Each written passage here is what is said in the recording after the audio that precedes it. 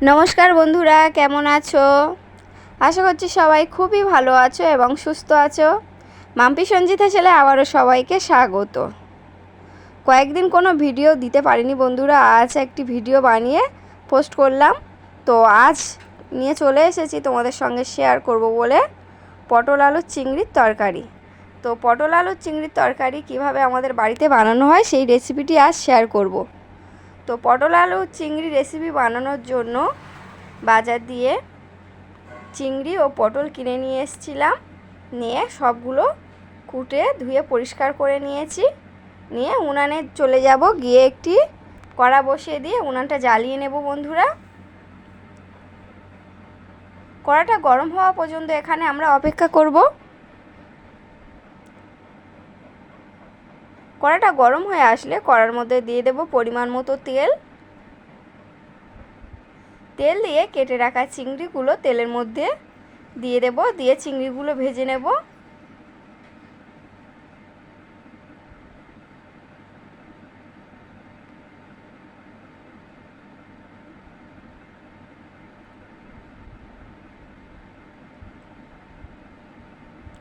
চিংড়ির মধ্যে দিয়ে দেব পরিমাণ মতো লবণ এবং পরিমাণ মতো হলুদ গুঁড়ো দিয়ে ভালোভাবে চিংড়িটা একটু ভেজে নেব।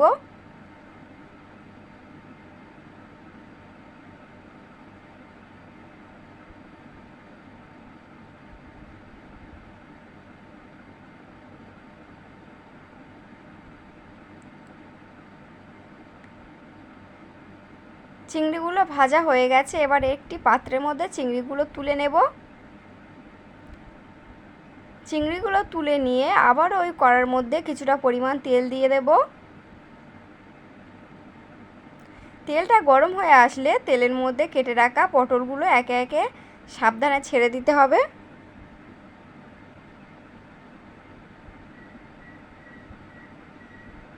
পটলগুলো দিয়ে ভালোভাবে পটলগুলো ভেজে নেব।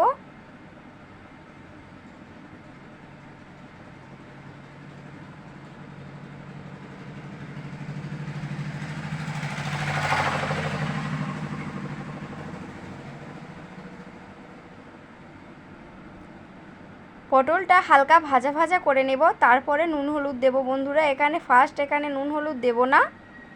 পটল ভাজার সময় প্রথমেই নুন হলুদ দিলে পটলটা ভাজতে চায় না আর জল ওঠে অনেকটাই।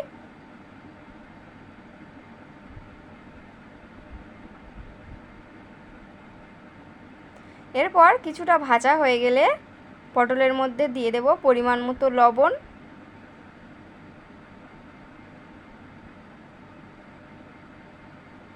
এবং পরিমাণ মতো হলুদ গুঁড়ো দিয়ে ভালোভাবে নাড়াচাড়া করে পটলটা আরও কিছুক্ষণ ভেজে নেব। পটলটা প্রায় ভাজা কমপ্লিট হয়ে এসছে, লাল লাল হয়ে এসছে। আরও কিছুটা ভেজে পটলগুলো আমি নামিয়ে নেব।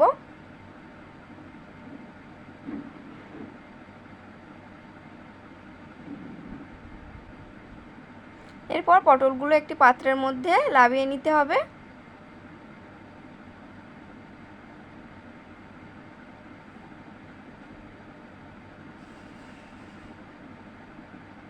পটলগুলো নামিয়ে নিয়ে আরও কিছুটা তেল আমি কড়ার মধ্যে দিয়ে দেব।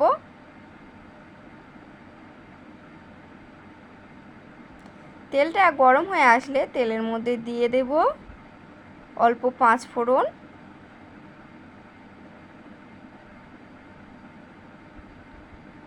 দিয়ে দেব তেজপাতা ও দুটো শুকনো লঙ্কা,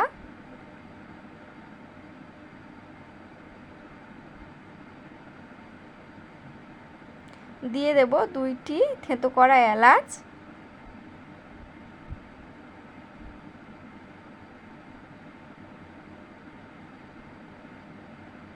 এরপর দিয়ে দেব কেটে রাখা আলুটা। আলু দিয়ে ভালোভাবে নাড়াচাড়া করে কষতে থাকবো।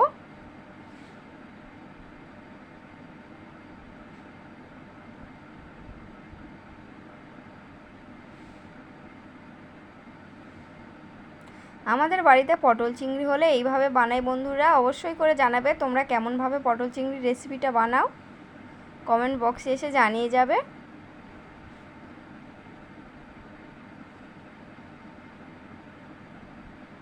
এরপর দিয়ে দেব পরিমাণ মতো হলুদ গুঁড়ো, দিয়ে দেব পরিমাণ মতো লবণ, দিয়ে ভালোভাবে আবার কষতে থাকবো।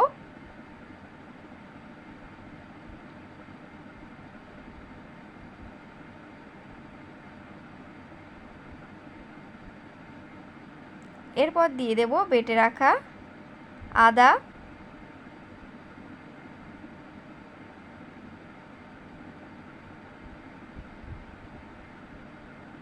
দিয়ে দেব বেটে রাখা জিরে,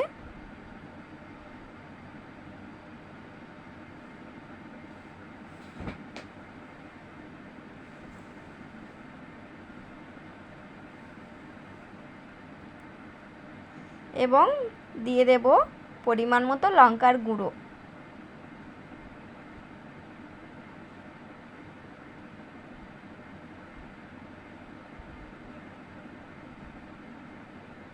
এরপর ভেজে রাখা পটলগুলো আলুর মধ্যে দিয়ে ভালোভাবে কষিয়ে নেব কিছুক্ষণ।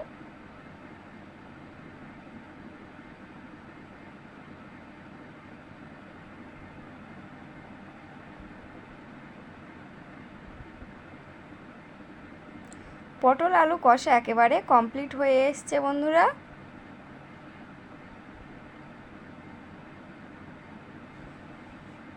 এরপর দিয়ে দেব পরিমাণ মতো জল। জল দিয়ে একটু নাড়াচাড়া করে আমি এখানে কড়াটি একটি পাত্রের সাহায্যে ঢাকা দিয়ে নেব।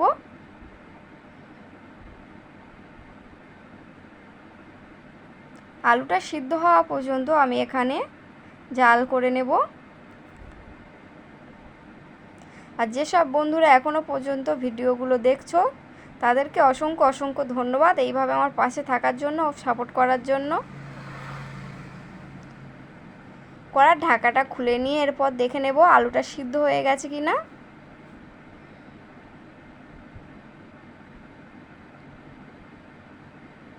দেখছো বন্ধুরা আলুটা একটু সিদ্ধ হতে বাকি আছে, আবারও কিছুক্ষণ ঢাকা দিয়ে সিদ্ধ করে আবারও ঢাকাটা খুলে নেব।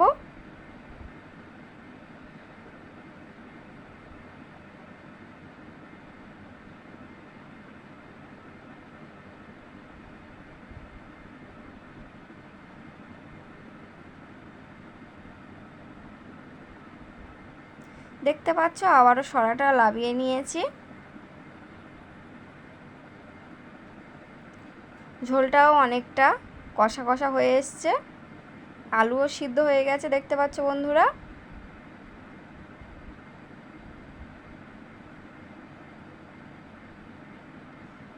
এই পর্যায়ে ভেজে রাখা চিংড়িগুলো দিয়ে দেব কড়ার মধ্যে, দিয়ে ভালোভাবে নাড়াচাড়া করে পটল চিংড়ি রেসিপিটি তৈরি করে নেব বন্ধুরা।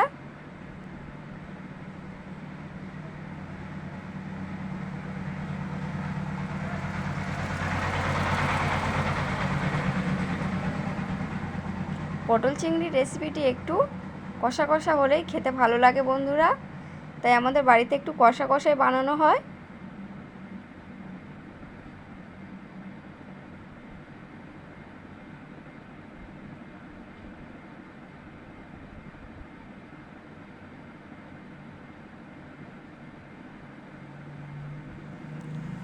পটল চিংড়ি রেসিপিটি প্রায় হয়ে এসছে। এরপর উপর দিয়ে সানরাইসের মিট মশলা কিছুটা ছড়িয়ে দেব, দিলেই কমপ্লিট হয়ে যাবে পটল চিংড়ি রেসিপিটি। তা অবশ্যই করে বন্ধুরা জানাবে রেসিপিটি কেমন লাগলো।